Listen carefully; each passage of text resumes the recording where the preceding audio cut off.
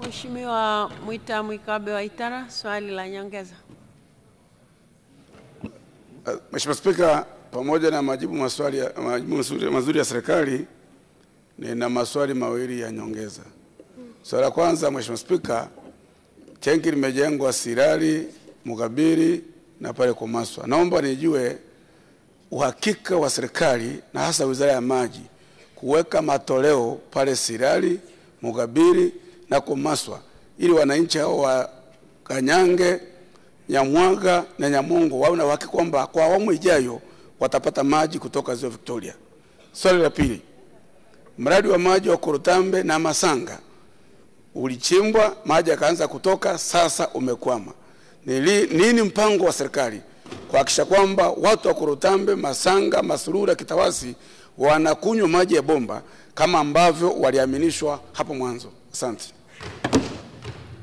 Mheshimiwa Naibu Waziri, majibu. Nakushukuru sana Mheshimiwa Spika. Ni kweli kabisa mradi wetu huu na matenki yamejengwa pale Sirari na Mugabiri, lakini kuna maeneo ambayo tunafanya usanifu katika mwaka wa fedha 25-26 ili kuhakikisha kwamba maeneo ya Komaswa na Sirari tunahakikisha kwamba serikali hilo tumeshalipokea na Mheshimiwa mbunge si mara ya kwanza kuliongelea, sio ndani ya bunge, lakini amekuwa akilifuatilia sana kwa kina hili swala, na sisi tumeshalichukua na linaingizwa katika usanifu utakaofanyika katika mwaka wa fedha 25-26 kuhakikisha kwamba matoleo katika upande wa Komaswa na wao wanaenda kupata maji ya Ziwa Victoria.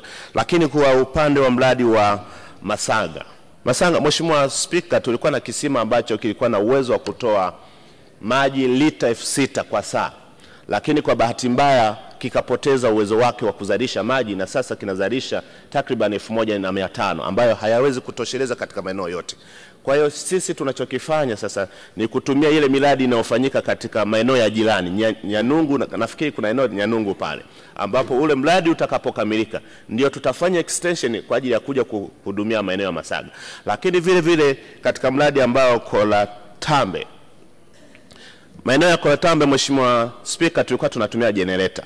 Ule mradi baada ya generator kuzidiwa, ikabidi sasa tufanye utaratibu wa kubadilisha mifumo ya ambayo ilikuwa inasaidia kupampu maji kwenda katika umeme wa TANESCO, na sasa tayari mkandarasi yuko site anaendelea kuhakikisha kwamba maeneo mengi, sio Korotambe peke yake, na yale maeneo mengine ambayo yanazunguka katika eneo hilo ambayo yalikuwa yananufaika na mradi huo, lengo ni kwamba waendelee kupata huduma ya maji safi na salama. Asante sana Mheshimiwa Spika.